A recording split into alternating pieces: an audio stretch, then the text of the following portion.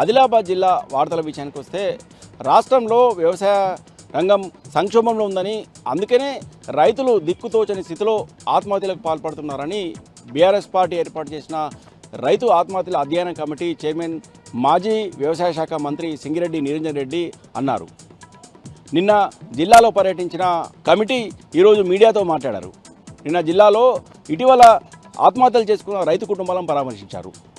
వారి కుటుంబాలకు మనోధైర్యం కల్పించారు. బీఆర్ఎస్ పార్టీ అండగా ఉంటుందని భరోసా ఇచ్చారు. ఇటీవల ఆత్మహత్య చేసుకున్న రైతు కుటుంబాలకు ₹1,00,000 చొప్పున బీఆర్ఎస్ పార్టీ పక్షాన ఆర్థిక సాయం అందించారు. ఈ సందర్భంగా మాజీ మంత్రి నిరంజన్ రెడ్డి మాట్లాడుతూ కాంగ్రెస్ ప్రభుత్వానికి పాలనపై ధ్యాస లేదని, సీఎం రేవంత్ రెడ్డి విదేశీ టూర్లకు వెళ్ళగా మంత్రులు మాత్రం పక్క రాష్ట్రాల్లో పర్యటన చేస్తున్నారని ఎద్దేవా చేశారు.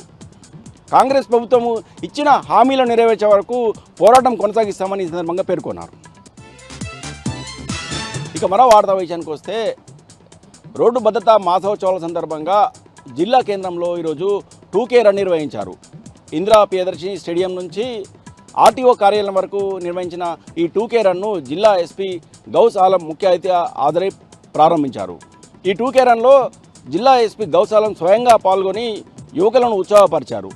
ఈ సందర్భంగా జిల్లా ఎస్పీ గౌస్ ఆలం మాట్లాడుతూ ప్రతి ఒక్కరు కూడా ట్రాఫిక్ నిబంధనలను పాటించాలని, ట్రాఫిక్ నియమాలను తెలుసుకోవాలని, అవగాహన పెంచుకోవాలని పేర్కొన్నారు.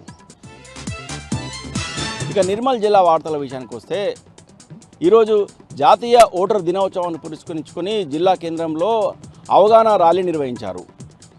ఆర్డీఓ కార్యాలయం వద్ద ఈ అవగాహన ర్యాలీని జిల్లా కలెక్టర్ అభిలాష అభినవ్ జెండాను ఊపి ప్రారంభించారు. ఆర్డీఓ కార్యాలయం నుంచి మినీ ట్యాంక్ బెడ్ వరకు ఈ ర్యాలీ కొనసాగింది. ఈ ర్యాలీలో జిల్లా కలెక్టర్తో పాటు జిల్లా అధికారులు, అలాగే విద్యార్థులు పెద్ద ఎత్తున పాల్గొన్నారు.